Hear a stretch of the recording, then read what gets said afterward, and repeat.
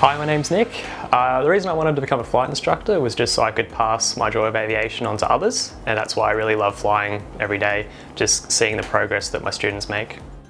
I am Annelise and I decided to learn to fly because I was brought up around aviation through my dad. He's an aircraft engineer, and later in high school I started to do some work experience in aviation and just developed a love and passion for planes, and I'm really ready to pursue that passion and make it into a career, hopefully.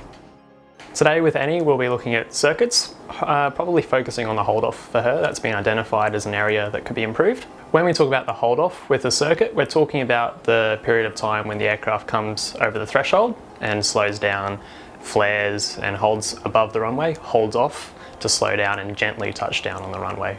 Common issues students have with the hold-off is that they overcompensate during the round out and they end up climbing again and can end up in a stall. The other opposite issue of that is that they don't round out quickly enough, and they face plant straight into the runway, and that leads to a very hard landing. Most students take about 3 to 5 hours of circuits to really perfect the hold-off, so Annelise is still well before that, so she's got plenty of time to try and get that under control. For the past few lessons of circuits, it's been a bit windy, so it's been a challenge on the takeoff and landings, just keeping the wings level, and using the rudder is something I'm trying to get used to as well. Apart from that, just really remembering all the steps and making sure they're flowing. Practice makes perfect, I guess, so yeah.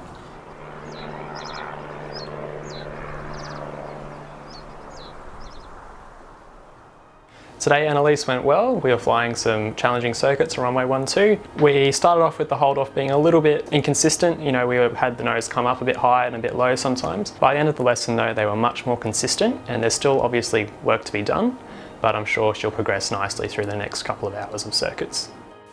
Yep, a smidge of power there would probably help, but that's okay. It's all right, now back it off. Hold it there. Right, keep holding it. That rudder straight.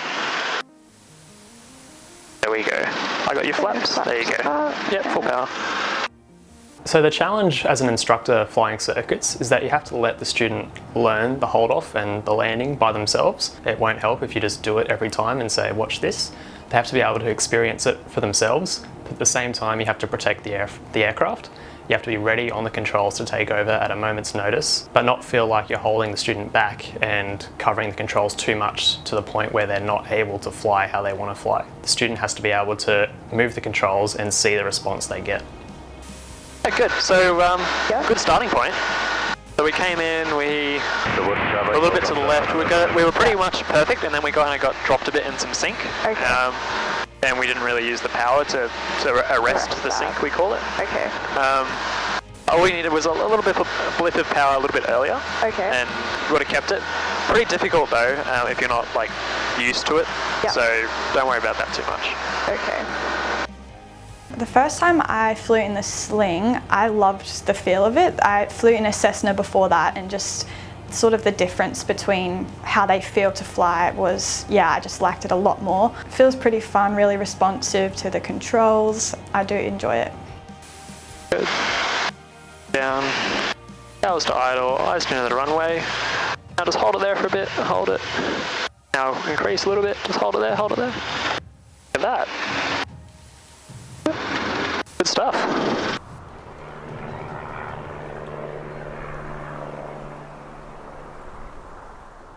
One of the most important things you can have as a student is a good attitude, and Annelise definitely has that.